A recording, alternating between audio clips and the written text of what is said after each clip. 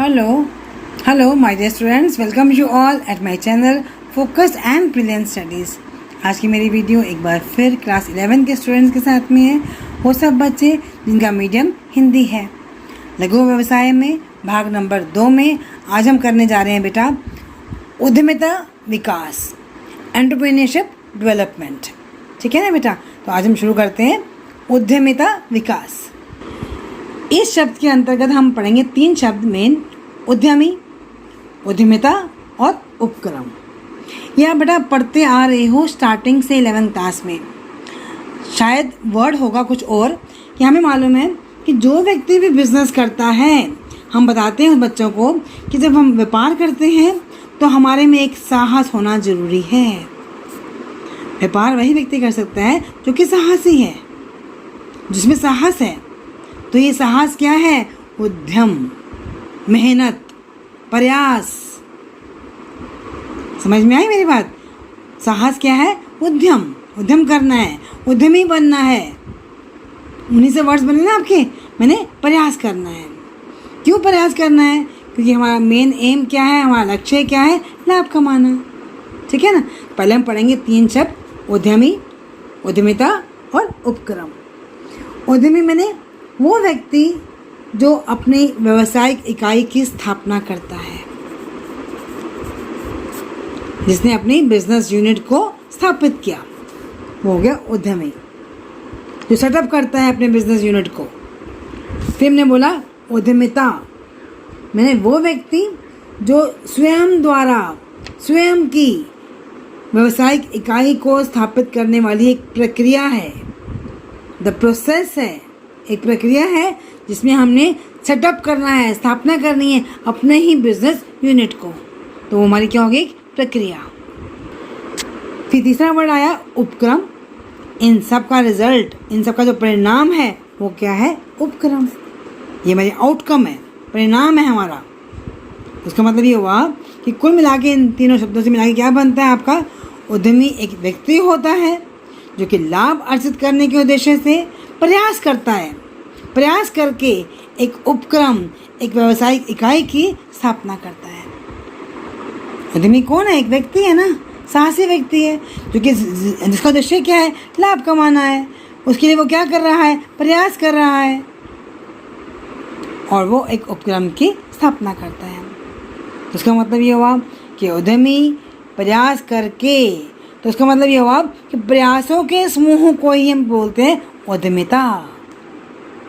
Link समझ में आया बेटा? याद हुआ? प्रयासों के समूह को हम बोलते हैं उद्यमिता। वो लक्ष्य को प्राप्त करना है। अब आपने, मैं अक्सर शुरू करती हूँ अपने लेसन को कि हमें मालूम है कि हमारे 5 M होते हैं, 5 M: man, material, machine, money और मेथड। मैन मैंने श्रमिक, कारीगर, व्यक्ति। मटेरियल मैंने कच्चा माल समझ लीजिए। मशीन तो मालूम ही है आपको, मशीनरी। मनी मैंने आपका पैसा, वित्त। और फिर मेथड मैंने किस विधि से आप काम करने जा रहे हैं, आपका मेथड क्या है उत्पादन को, इन सबको उपयोग करने का। तो इन सब का उपयोग कौन कर रहा है? उद्यमी। अगर उद्यमिता नहीं है ना, इसके अभाव में ये सब तत्व, ये सब M बेकार पड़े रहेंगे। एक साहसी व्यक्ति ही इन सब का किफ़ायती ढंग से, सकुशल ढंग से उपयोग करता है। उसका मतलब ये हुआ कि उद्यमिता की विशेषताएं क्या होंगी? उद्यमिता क्या है? एक व्यवस्थित क्रिया है, वैध क्रिया है, जिसका अपने उद्देश्य है, उद्देश्यपूर्ण क्रिया है।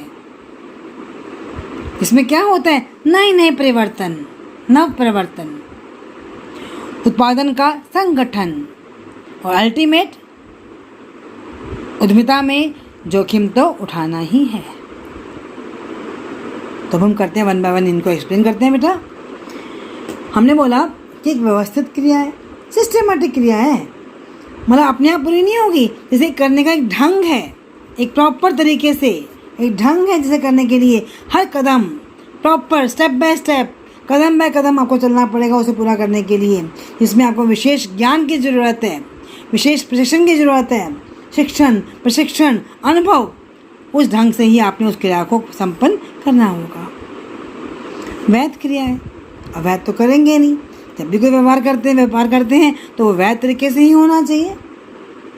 गैर कानूनी व्यापार तो जोखिमपूर्ण है, उसका कोई हल ही नहीं है। फिर हमने बोला उद्देश्यपूर्ण होना चाहिए। माने उद्देश्यपूर्ण क्या होता है? हमारा उद्देश्य क्या है? लाभ कमाना, जोखिम उठाना, साधनों का ढंग से उपयोग करना। अल्टीमेट प्रयास ऐसे करने हैं जिससे हमें लाभ कमाया जाए। उद्यमी का जो प्रतिफल है, जो उसका परिणाम है, वो क्या है? लाभ है। फिर हमने बोला नए परिवर्तन, कुछ नया करना है, नए ढंग से, नवीनतम, नई तकनीकें, नई तकनीक, नया कच्चा माल, नई मशीनें, नया पद्धति, नया बाजार, ये सब क्या है? आपका नव प्रवर्तन है। नए परिवर्तन करते हैं ना, कुछ नया करना, बेहतर करना, है ना। अल्टीमेट उत्पादन का संगठन, साधनों का उपयोग करके क्या करते हो? पैदा उत्पादन करते हो ना। तो उत्पादन कैसा होना चाहिए? उसमें जो क्वालिटी है, गुण, जो क्वालिटी है वो अच्छी किस्म होनी चाहिए। उत्पादन करने के लिए साधन चाहिए आपको। Man, material, machine, money, methods का उपयोग करने के बाद अल्टीमेट क्या रिजल्ट हो रहा है? क्या पैदा हो रहा है? उत्पादन। तो हम क्या बोलते हैं? उत्पादन का संगठन करना कहते हैं। और बिना जोखिम के तो कोई काम संभव ही नहीं है। जोखिम है तो लाभ है। There is no risk no gain. हम बोलते हैं ना, जोखिम नहीं है तो लाभ भी नहीं है। सफल होने का निश्चित ही यही है। अगर प्रयास कर रहे हो तो प्रयासों का जो रिजल्ट है वो जोखिम उठाते हुए प्रयास कर रहे हो, अल्टीमेट लाभ हो रहा है। तो जोखिमों को हम ख़त्म तो कर सकते हैं नहीं है, लेकिन जोखिमों को हम न्यूनतम कर सकते हैं अपने सोच विचार से। उस हानि की संभावना को हम कम कर सकते हैं। नकार नहीं सकते, लेकिन हानि की संभावना को हम कुछ हद तक कम कर सकते हैं। ठीक है बेटा। फिर हमने बोला उद्यमिता की आवश्यकता क्यों पड़ती है? उद्यमिता क्यों ज़रूरत है, क्यों ज़रूरी है? मालूम है ना हमें कि विकास प्रक्रिया को आरंभ करना है, विकास को बनाए रखना है और रोजगार के अवसरों को उपलब्ध करवाना है। विकास की प्रक्रिया को आरंभ करने के लिए नए कीर्तिमान व्यवसाय की स्थापना करनी है। तो उसके लिए क्या है? जहाँ जितना विकास होगा उतना ही देश हमारा उज्जवल माना जाएगा। और विकास को यानी हमने क्रिया आरंभ कर दिया, उस विकास को हमने बनाए रखना है। नव प्रवर्तन नहीं करेंगे, अपने आप को पीछे अटकाते रहेंगे तो विकास संभव ही नहीं हो पाएगा। नए परिवर्तन करते रहेंगे, उन नए परिवर्तनों को हम अपनाएंगे तो विकास बना भी रहेगा। तो ये सब काम कैसे होगा? ये सब काम संभव है सिर्फ और सिर्फ उद्यमिता से। और रोजगार के अवसर उपलब्ध करवाना, मैंने नए व्यवसाय की स्थापना कर रहे हैं तो रोजगार में कमी तो आएगी नहीं, खतरा पैदा होगा ही नहीं बेरोजगारी का। समाज को स्वयं रोजगार, अपने कीर्तिमान स्थापित कर रहे हो तो रोजगार के अवसर उपलब्ध भी करवा रहे हो और बेरोजगारी को आप धीमे धीमे खत्म भी करते जा रहे हैं। ठीक है ना बेटा। तो ये सब था आपका इसके बारे में, उद्यमिता के बारे में। उसकी विशेषताएं क्या हैं, उसकी प्रक्रिया क्या है, उसकी आवश्यकताएं क्या हैं। ठीक है ना बेटा। सुनते जाओ, पीछे पीछे मेरे बोलते जाओ, सब पॉइंट्स आपको अपने आप याद हो जाएंगे। फोकस करो स्टडीज़ पे। अगर अभी तक सब्सक्राइब नहीं किया है, लाइक नहीं किया तो लाइक कर दो, है ना। और till then good bye and all the best.